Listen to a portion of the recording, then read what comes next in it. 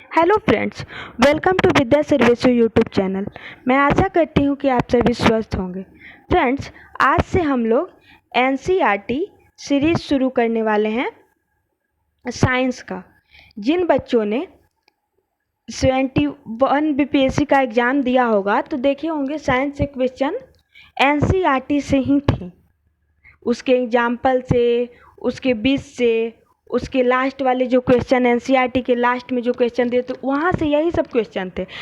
इस बार नया पैटर्न ये देखा गया कि इसमें कुछ न्यूमेरिकल भी पूछे गए। क्या फ्रेंड्स? कुछ न्यूमेरिकल भी पूछे गए जो 11th क्लास के थे।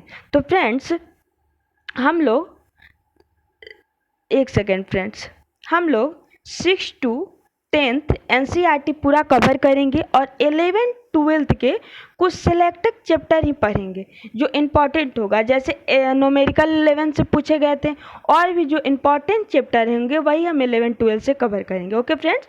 और फ्रेंड्स जो बच्चे सीटेट का एग्ज़ाम दे रहे होंगे, जिनका बैकग्राउंड साइंस होगा, उन लोगों के लिए भी ये इम्पॉर्टेंट है क्योंकि 6, 7, 8 से हूबहू लाइन एनसीईआरटी के क्वेश्चन छापे जाते हैं फ्रेंड्स। उसके बाद जो बच्चे T4 का एग्ज़ाम दे रहे होंगे, जिनका बैकग्राउंड साइंस होगा, उनके लिए तो ये इम्पॉर्टेंट है ही। साथ ही जो बच्चे जिनका साइंस बैकग्राउंड नहीं होगा फिर भी उनका सबका जीएस कॉमन होता है, तो जीएस के लिए फ्रेंड्स ये आप पढ़ सकते हैं क्योंकि यहीं से क्वेश्चन आते हैं। एनसीईआरटी से ही आप सीटेट तो है ही, सीटेट छोड़िए, T4 हो गया, बिहार का एक बड़ा एग्ज़ाम होता है सिविल सर्विस एग्ज़ाम जिसमें बीपीएससी, उसमें भी एनसीईआरटी से ही क्वेश्चन पूछे जाते हैं फ्रेंड। तो ये सबके लिए उपयोगी है। चलिए फ्रेंड्स, हम शुरू करते हैं अपने वीडियो को। ये क्लास 6 का है, क्लास 6 एनसीईआरटी चैप्टर 1। अब जो बच्चे सोच रहे होंगे कुछ बच्चे कि मैम 6 से आप क्यों पढ़ा रही हैं, तो फ्रेंड्स अगर जो बच्चे मान लीजिए 72 बीपीएससी के हैं देने वाले एग्ज़ाम, तो बच्चे जिनका बैकग्राउंड साइंस नहीं है तो उनको अगर 6 से आप लोग पढ़ोगे तो आपका बेस क्लियर होगा और टॉपिक समझ में आएगा और इंटरेस्टिंग लगेगा। ठीक है फ्रेंड्स, तो ये सबके लिए इम्पॉर्टेंट है। ठीक है फ्रेंड्स। और जो 72 बीपीएससी वाले बच्चे हैं वो इसमें कुछ इम्पॉर्टेंट जो मतलब वर्ड है उसको आप एक कॉपी में नोट कीजिए और नोट कीजिए कि इससे जो आता है 300 मार्क्स का मेंस में, उसमें इम्पॉर्टेंट हो जाता है कुछ वर्ड।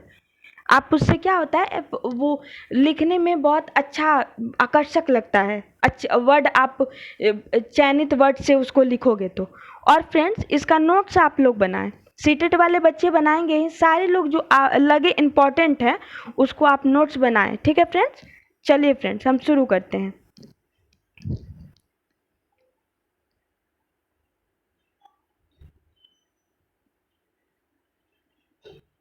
आज का हमारा चैप्टर है फ्रेंड्स, भोजन यह कहाँ से आता है। भोजन यह कहाँ से आता है। देखिए एनसीईआरटी 6 में, एनसीईआरटी में ही एक बहुत अच्छा होता है कि इसमें आपको एग्जाम्पल से समझाया जाता है, वो और समझने में इंटरेस्टिंग लगता है। चलिए शुरू करते हैं। आज आपने अपने घर में क्या खाया था। आपने आज अपने घर में क्या खाया था, पता लगाइए कि आपके दोस्त ने आज क्या खाया था। पता लगाइए कि आपके दोस्त ने क्या खाया था। क्या आपने कल और आज एक ही प्रकार का आहार खाया था। क्या यह सत्य है कि अलग अलग समय में हम भिन्न भिन्न प्रकार का आहार लेते हैं। हम लोग एक ही सामान, जैसे मान लीजिए हम लोग सुबह में रोटी खाएं तो हम फिर से रोटी नहीं खाते हैं, हम थोड़ा चावल खा लेंगे, उसके बाद हम अलग अलग खाते हैं। फिर सब्जी में कभी भिंडी का सब्जी खाएं, कभी पनीर खाएं, तो अलग अलग आहार हम लेते हैं। कभी जूस लिए, कभी फल खाएं। ठीक है फ्रेंड्स। उसके बाद देखिए विभिन्न खाद्य पदार्थ। अब क्या क्या खाद्य पदार्थ हैं उसके बारे में दिया गया है। विद्यालय में अपने दोस्तों से उन खाद्य पदार्थों की जानकारी प्राप्त कीजिए जो वे पूरे दिन में खाते हैं। यदि यदि वे विभिन्न राज्यों के रहने वाले हो तो उनसे भी यह जानकारी प्राप्त करने का प्रयास कीजिए।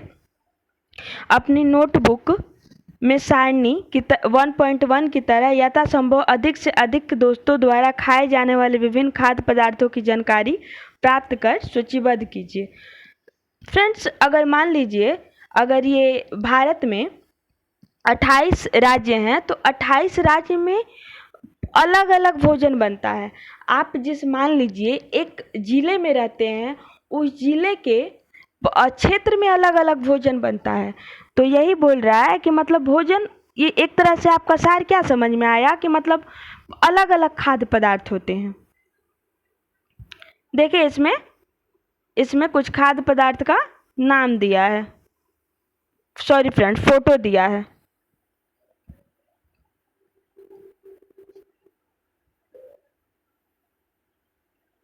आगे देखते हैं। अपने भोजन में हम अनेक प्रकार की चीज़ें खाते हैं। अपने भोजन में फ्रेंड्स क्या खाते हैं? हम अनेक प्रकार की चीज़ें खाते हैं। खाने की ये सभी चीज़ें किससे बनी होती हैं? अब जो हम खाते हैं, जो हम भोजन करते हैं, वह अनेक प्रकार की चीज़ों से बनी होती है। तो ये किससे बनी होती है? पके चावल के बारे में सोचो।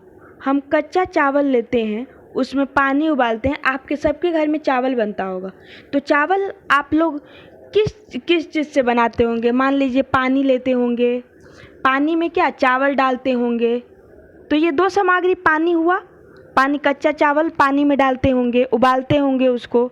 तो इसी को क्या बोलते हैं? यही बोल रहा है, हम कच्चा चावल लेते हैं, उसे पानी में उबालते हैं। इसे तैयार करने में हमें दो पदार्थ या संघटकों की आवश्यकता होती है। तो हमको एक वर्ड यहाँ से क्या मिला? संघटक। पदार्थ या संघटक। तो पदार्थ को और क्या बोल सकते हैं? संघटक,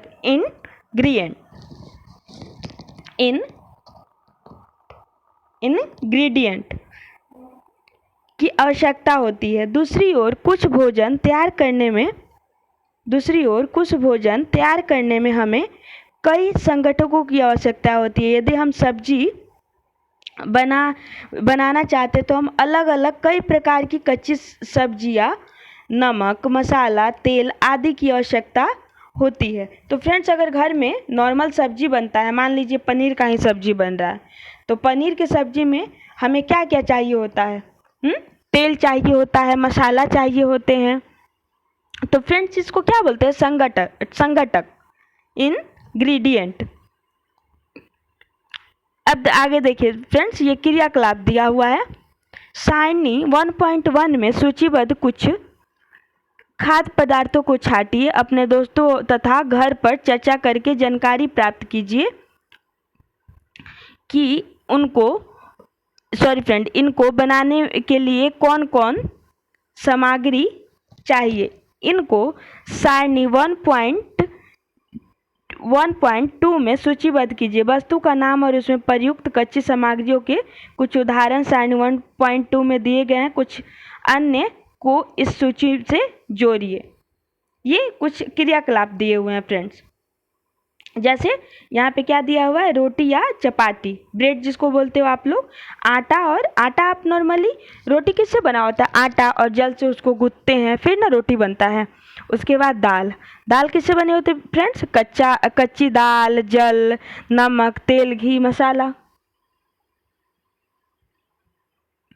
ये कुछ क्या दिए हुए हैं फ्रेंड्स?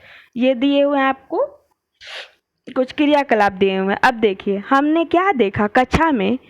चर्चा कीजिए कि क्या हम विभिन्न व्यंजनों में कुछ संघटक समान रूप से प्रयुक्त करते हैं। अच्छा, ये संघटक कहाँ से आते हैं? अब ये जानना है कि अब तो जान गए कि हाँ रोटी में क्या आटा और पानी, अब ये आते कहाँ से हैं? तो इसको हमको जानना है। ठीक है फ्रेंड्स, चलिए। खाद्य सामग्री एवं उनके स्रोत।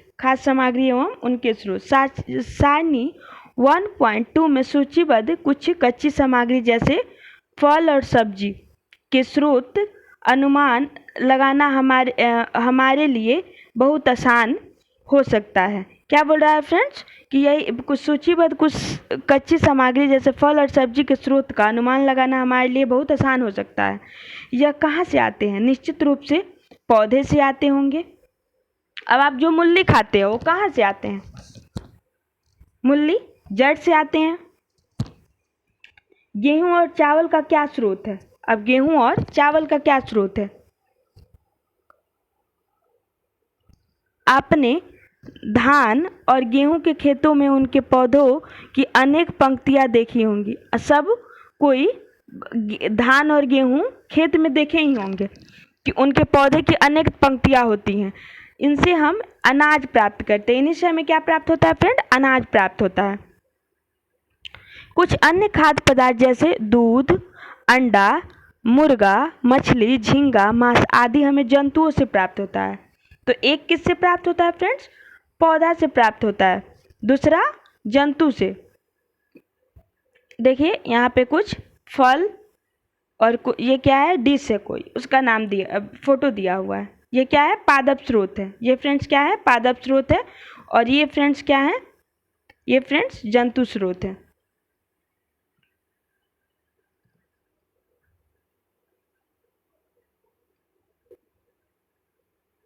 अब फ्रेंड्स क्रियाकलाप 3 देखते हैं। आइए हम पूर्व सूचीबद्ध खाद्य पदार्थों एवं उनके संघटकों के स्रोत जानने का प्रयास करें। कुछ उदाहरण सारणी 1.3 में दिए गए हैं। कुछ और उदाहरण इस सूची में जोड़िए। इसके रिक्त स्थानों की पूर्ति कीजिए। क्रियाकलाप 3 से हम क्या निष्कर्ष निकालते हैं? पौधे विभिन्न खाद्य संघटकों जैसे कि अन्न, सब्जी, जो देखिए धान के खेत का फोटो दिया हुआ है। ये क्या है? गेहूं का कैसे परिवहन हो रहा है उसका फोटो दिया हुआ है। अनाज के स्रोत हैं।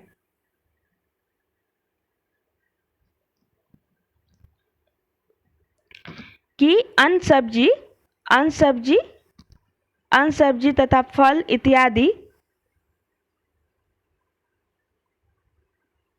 इत्यादि के स्रोत हैं। जंतुओं से हमें दूध, मांस, अंडे तथा अन्य जानवर उत्पाद प्राप्त होते हैं। गाय, बकरी तथा भैंस दूध देने वाले कुछ सामान्य पशु हैं। दूध एवं विभिन्न दुग्ध उत्पाद जैसे कि मक्खन, क्रीम,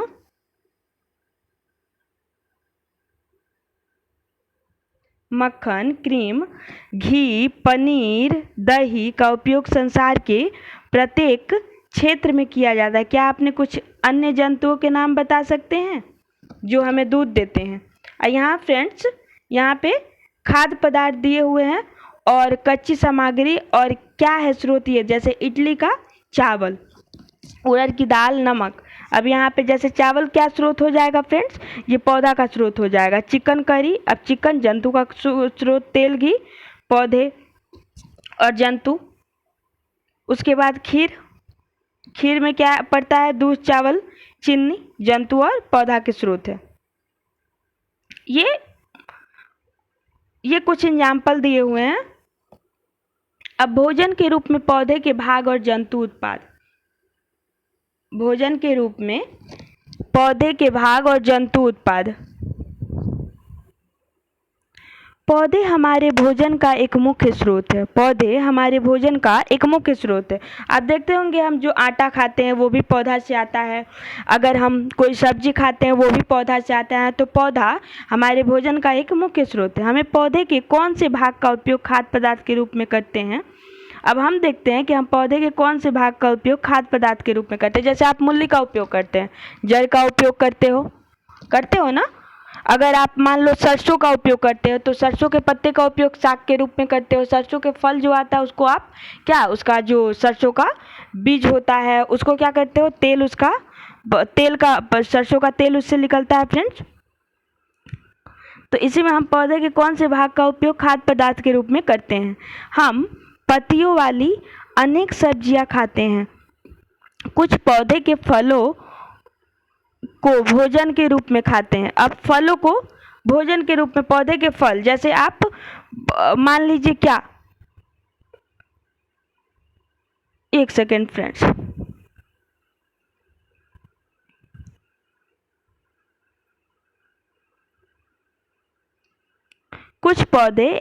कुछ पौधे के फलों को भोजन के रूप में खाते हैं, कभी जड़, कभी तना, तो कभी पुष्प के रूप में भोजन करते हैं। मतलब आप मान लीजिए गाजर मूली का उपयोग जड़ के रूप में कर रहे हैं, पत्ता, सरसों का साग, पालक का साग, तो आप हर तरह का, जैसे आप फल का बात कर रहे हैं, कभी आपने सीताफल या काशी फल के रूप के फूलों को चावल की पिट्ठी में डुबाकर या तलकर पकौड़ी बनाकर खाया है, इसका प्रयत्न कीजिए। तो आप बताइए, कमेंट में मैसेज कीजिएगा कि आप सीताफल या काशी फल के फूलों को चावल की पिट्ठी में डुबाकर या तलकर पकौड़ी बनाकर खाए हैं। तो आप इसमें क्या सारांश क्या निकला इसका सारांश क्या निकला कि आप पौधे का उपयोग फल के रूप में भी करते हो, जो पौधे के भाग का खाने के रूप में, पत्ते के रूप में करते हो, जड़ के रूप में, तना के रूप में आप करते हो। ठीक है फ्रेंड्स,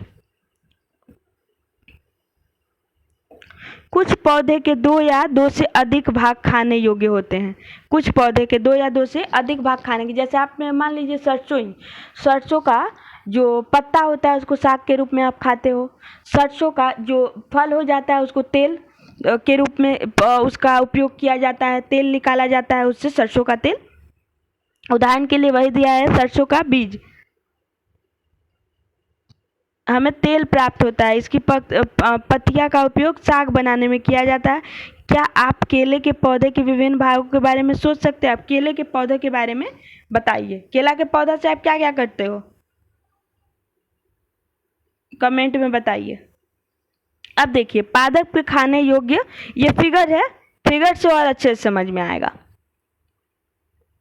ये देखिए, पादप के खाने योग्य भाग, ये देखिए, सबसे ऊपर पुष्प, सबसे ऊपर क्या है फ्रेंड्स? पुष्प। पुष्प को भी हम खाते हैं। फल को भी हम खाते हैं। तना को भी हम खाते हैं फ्रेंड्स, तना को भी हम खाते हैं। पत्ती को भी हम खाते हैं। इंटरनोड, कलिका, नोड, ये उसके बाद फ्रेंड्स, ये तो ऊपर वाले भाग हो गए। कुछ नीचे वाले भाग में होते हैं, जैसे प्राथमिक, ये हमारा क्या हुआ? जड़ हुआ। अब जड़ से भी हम लोग खाते हैं, जैसे मूली, गाजर, ये सब। तो ये नीचे वाले भाग को फ्रेंड्स क्या बोलते हैं? मूल तंत्र। ऊपर वाले से को प्रवोह तंत्र।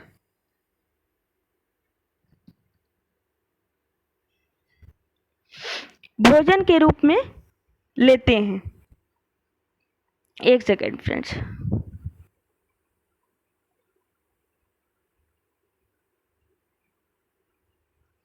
जिन्हें हम क्या फ्रेंड्स भोजन के रूप में लेते हैं, यहाँ से जिन्हें हम भोजन के रूप में लेते हैं। क्या आप किसी अन्य पौधे के बारे में सोच सकते हैं जिसको 2 या 2 अधिक भाग खाए जा सकते हैं? आप बताइए, आप क्या आप और कोई पौधा सोच सकते हो? कमेंट में कीजिए, जिसके 2 या 2 से अधिक, ऐसे बहुत सारे पौधे हैं। ठीक है, कमेंट करके बताइएगा। अब आगे क्रियाकलाप दिया हुआ है, सूचीबद्ध सभी खाद्य पदार्थों में से उन संगठनों को छांटिए, उन संगठनों को जिनका मुख्य स्रोत पौधे हैं। ये पौधे किन भागों से प्राप्त होता है? इन खाद्य पदार्थों और पौधों के भाग का सारणी 1.4 के अनुसार सूचीबद्ध कीजिए। ये क्रियाकलाप दिया हुआ है।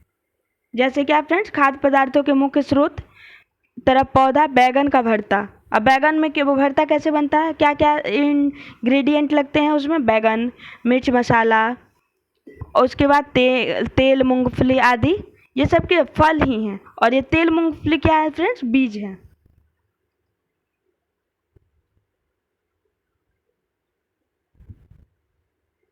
अब फ्रेंड्स, अब एक इसमें बड़ा अच्छा दिया रहता है, ये आपने आसपास के अनजान पौधों पर यह देखने के लिए परीक्षण न करें कि वे खाने योग्य हैं। कभी कभी पौधे, तो फ्रेंड्स इसमें दिया हुआ है ये बुझो वगैरह, ये बड़ा अच्छा लगता है कि ये सब क्वेश्चन करते हैं एक दूसरे से। तो ये दिया हुआ है कि आप परीक्षण करने के लिए कोई भी विषैले किसी पौधे का खाएं ना, उसका प्रयोग परीक्षण नहीं करें। वो विषैले भी क्या हो सकते हैं? अब चलिए फ्रेंड, अब मूंग अथवा चने के कुछ सूखे बीज लीजिए। मूंग और चना आप लोगों ने देखा होगा, उसको क्या करते हैं हम, फुला के रात में उसको सुबह में उसको निकाल के पानी से उसको एक कॉटन कपड़े में रख दो या फिर रख दो फ्रिज वगैरह में, तो उसमें अंकुरित हो जाते हैं, वाइट वाइट निकल जाते हैं। तो ये भी क्या होता है, ये हमारे लिए बॉडी के लिए बहुत पौष्टिक होता है। तो इसी के बारे में यहाँ पे दिया हुआ है। मूंग अथवा चने के कुछ सूखे बीज लीजिए। अब इनसे कुछ बीजों को जल से भरे एक पात्र में डाल दें तथा 1 दिन के लिए छोड़ दीजिए। अगले दिन जल को पूरी तरह निकाल दें और बीजों को गिलास में रहने दें। उन्हें एक गीले कपड़े में लपेटकर एक ओर रख दीजिए। अब क्या आप बीजों में कुछ परिवर्तन देखते हैं? क्या ये छोटी सी सफ़ेद संरचना है? देखिए यहाँ पे बीज से बाहर निकल आती है। यदि हाँ तो बीज अंकुरित हो गया। इसी को क्या बोलते हैं फ्रेंड? अंकुरित, मतलब ये अंकुर। यदि नहीं तो बीजों को पानी में धोएं, पानी निकाल दें और गीले कपड़े में ढककर अगले दिन के लिए उन्हें छोड़ दें। अब जो हम आपको बताएं, अगले दिन के लिए उसको छोड़ दें। क्या उस दिन आपको बीज से बाहर निकलता हुआ एक छोटा सा अंकुर दिखाई देता है? अंकुर को सावधानी से धोकर आप इन्हें खा सकते हैं। ये उबाले भी जा सकते हैं। इनसे कुछ मसाले मिलाने पर खाने के लिए एक स्वादिष्ट अल्पाहार तैयार होता है। तो आज कौन कौन खाएगा, ये कमेंट में लिखना।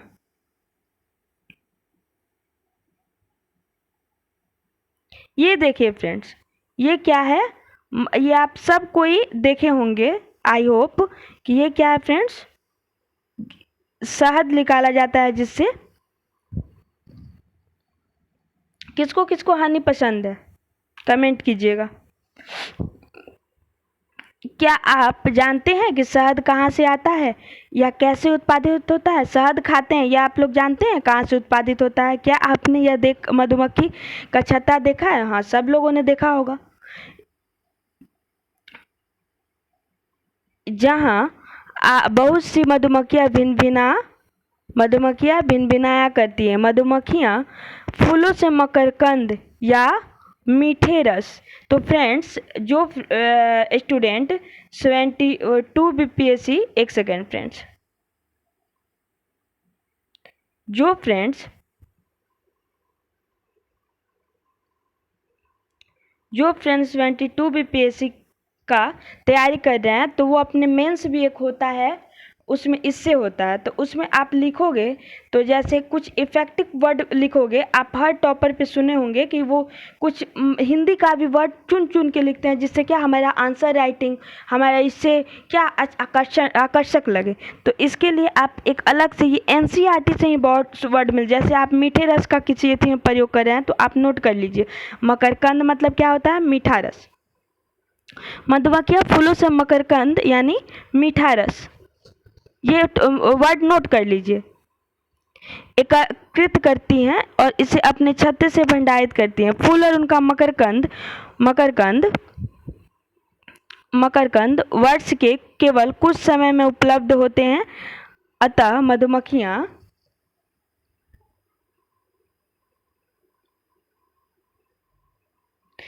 इसे मकरकंद का भंडारण कर लेती हैं ताकि पूरे वर्ष इसका उपयोग किया जा सके।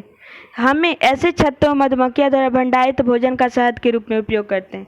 ये लोग अपने भोजन के लिए क्या करती हैं, ये इकट्ठा करती हैं। हम लोग क्या करते हैं, इस पर हमला कर देते हैं और हम लोग अपने लिए शहद ले लेते हैं। ऐसा ही कुछ होता है। तो ये आप किसको किसको शहद पसंद है हनी, कमेंट करना।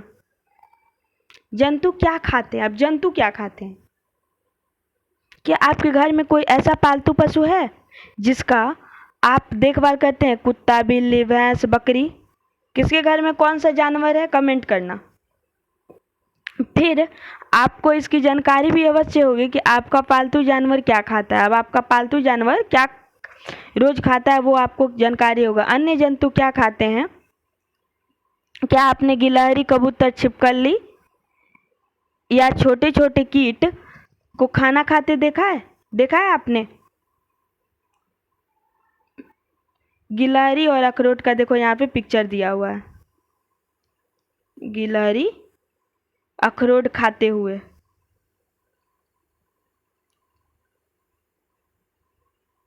यहाँ क्रियाकलाप दिया हुआ है। सारणी 1.5 में अनेक जंतुओं के नाम लिखें, उनमें कुछ जंतुओं द्वारा खाए जाने वाले भोजन भी लिखें। सारणी में रिक्त स्थानों की पूर्ति करें। जैसे अब यहाँ पे जंतु और उनके भोजन, भैंस क्या खाता है? घास, खली, भूसा, पत्ती। बिल्ली क्या खाती है? छोटे जंतु, पक्षी, दूध। चूहा बताइए आप लोग क्या खाते हैं? शेर क्या खाता है?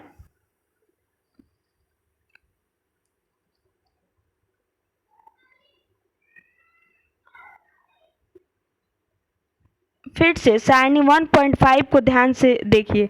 इसके जंतुओं को 3 वर्गों में विभाजित कीजिए। पहले वर्ग में केवल उन जंतुओं के नाम लिखिए जो केवल पौधे और पादप उत्पाद खाते हैं, उन्हें हम अब फ्रेंड एक वर्ड हमको क्या मिला? शाकाहारी किसे कहते हैं? तो शाकाहारी किसे कहते हैं? जो केवल पौधे और पादप उत्पाद खाते हैं। तो लिखो कौन कौन वेजिटेरियन है, शाकाहारी कौन कौन है। यहाँ कुछ जंतु ऐसे हैं जो दूसरे प्राणियों को खाते हैं, इन्हें दूसरे वर्ग में रखते हैं, जिन्हें क्या बोलते हैं फ्रेंड? मांसाहारी। अब कौन नॉनवेज है ये भी कमेंट कीजिएगा। क्या आप कुछ ऐसे जंतुओं को जानते हैं जिनका भोजन पौधे जंतुओं दोनों ही होते हैं? इन्हें तीसरे वर्ग में रखा जाता है, जिन्हें क्या बोला जाता है? सर्वाहारी। और वेजिटेरियन नॉन वेजिटेरियन दोनों कौन है? दोनों कौन खाते हैं ये बोलिए। कौन मांसाहारी है, कौन शाकाहारी है? इसको क्या बोलते हैं फ्रेंड? ऑमनिवोरस, मतलब सर्वाहारी। अब आप इन्हें सारणी 1.6 के अनुसार 3 अलग अलग कैटेगरी में आप बांटिए। ये क्रियाकलाप दिया हुआ है, जैसे गाय क्या है? शाकाहारी, शेर मांसाहारी, कौवा सर्वाहारी। अब मनुष्य आप लोग कमेंट में बताइए क्या है। अब तो ये बात अलग है, कुछ नॉनवेज होंगे, कुछ वेजिटेरियन होंगे, कुछ ऑमनिवोरस मतलब दोनों खाते होंगे। अब यहाँ पे देखो पहेली एक है कैरेक्टर जो क्या पूछ रही है? पहले जानना चाहती है कि सारणी 1.6 को भरते समय मनुष्य को आप किस वर्ग में रखते हैं? अब ये बताइए आप, क्या आप ओमनिवोरस में रख रहे हैं? हम जानते हैं कि हम में बहुत से लोग ऐसे हैं जिनको पर्याप्त भोजन नहीं मिलता। हम ऐसे उपाय खोजने की आवश्यकता है जिनके द्वारा देश में अधिक खाद्य उत्पादन किया जा सके। यही पर्याप्त नहीं होगा और क्या करना होगा, बल्कि हमें ऐसे भी उपाय खोजने चाहिए जिनसे यह सुनिश्चित हो सके कि हाँ, यह भोजन हम में से प्रत्येक को आसानी से उपलब्ध हो सके। फ्रेंड, तो इस तरह आपका ये चैप्टर कंप्लीट होता है। अब इसमें देखिए ऊपर जो देखे वही कुछ प्रमुख वर्ड है: संगठक, इंग्रेडिएंट, खाद, मकरकंद, मीठे रस, अंकुरित बीज, शाकाहारी, मांसाहारी और सर्वाहारी। फ्रेंड्स, उसके बाद यहाँ पे कुछ सारांश दिए हुए हैं। भारत के विभिन्न प्रदेशों में खाए जाने वाले भोजन, उसी सब चैप्टर का सारांश यहाँ पे है। भारत में के विभिन्न प्रदेशों में खाए जाने वाले भोजन में बहुत अधिक विविधता है। ये तो है ही, 28 राज्य में विविधता है। हमारे भोजन के मुख्य स्रोत पौधे एवं जंतु ही हैं। जो जंतु केवल पादप खाते हैं उसे क्या कहते हैं? शाकाहारी। जो जंतु केवल जंतुओं खाते हैं उन्हें मांसाहारी। और जो जंतु पादप तथा दूसरे प्राणी दोनों को ही खाते हैं उसे ओमनिवोरस सर्वाहारी बोलते हैं। और फ्रेंड्स, कमेंट में बताइएगा कौन क्या क्या खाता है। और फ्रेंड्स, ये वीडियो कैसा लगा वो कमेंट ज़रूर कीजिएगा। और आपका जैसा रिस्पांस रहेगा वैसे वैसे ये सीरीज आगे चलता रहेगा। अगर आप लोग इसमें इंटरेस्टेड नहीं होंगे तो ये सीरीज बंद हो जाएगा। अब यहाँ से आप देख सकते हो, यहाँ अब एक क्वेश्चन अपना कर लेना। कैसे क्वेश्चन दिया हुआ है, इसमें कुछ फिल इन द ब्लैंक्स दिए हुए हैं। बाघ एक क्या है? आप किस श्रेणी में बाघ को रखोगे बताओ? बाघ क्या है? एक मांसाहारी है। हिरण केवल पादप खाते इसलिए इसे क्या बोलते हैं? शाकाहारी। तोता केवल क्या खाता है? अब बताओ आप, तोता क्या खाता है? जो हम पीते हैं वो प्रायः गाय, भैंस या बकरी से प्राप्त होता है। हम क्या पीते हैं? दूध ही पियेंगे फ्रेंड्स। ये आपके लिए छोड़े हैं, बताओ जल्दी। हमें चीनी कहाँ से मिलती है? अब ऑफकोर्स गाना से मिलती है। तोता क्या खाएगा? पादप। इतना ऊपर ही। तोता आप किसके किसके घर में है? क्या तोता कुछ और भी खाता है? ऑफकोर्स यही खाता है फ्रेंड्स। तो ऐसे आपका चैप्टर क्या हुआ? ये कंप्लीट हुआ। और फ्रेंड्स एनसीईआरटी तो सबको पता है, बहुत ज़्यादा ही इम्पोर्टेंट है। तो आप ज़रूर वीडियो में बताइएगा, कमेंट में लिखिएगा ये वीडियो कैसा लगा। और वीडियो में आप कमेंट कीजिएगा कि आपको इसका पीडीएफ चाहिए, तो मैं अपने टेलीग्राम पर भेज दूंगी। टेलीग्राम से जुड़ने के लिए वीडियो के डिस्क्रिप्शन में टेलीग्राम लिंक दिया हुआ है, आप उससे जुड़ जाइएगा। और फ्रेंड्स चैनल पर न्यू है तो चैनल को सब्सक्राइब कीजिएगा। वीडियो पसंद आया तो वीडियो को लाइक कीजिएगा और कमेंट कीजिएगा वीडियो कैसा लगा। उसके बाद फ्रेंड्स आपका जैसा रिस्पांस रहेगा वैसे ये सीरीज चलता रहेगा, ठीक है। अगर रिस्पांस आपको इसमें इंटरेस्टेड नहीं होंगे तो ये सीरीज बंद हो जाएगा। तो आप जैसे आप रिस्पांस होगा वैसे ये सीरीज चलता रहेगा। हम सबको पता है बीपीएससी से लेके सीटेट से लेके बीपीएससी हो या बीपीएससी 72 हो या फिर सीटेट हो या फिर बीपीएससी ट्री 4 हो, ये सारे में ये क्या है? इम्पोर्टेंट है। एनसीईआरटी से ही हर जगह क्वेश्चन आता है, ठीक है फ्रेंड।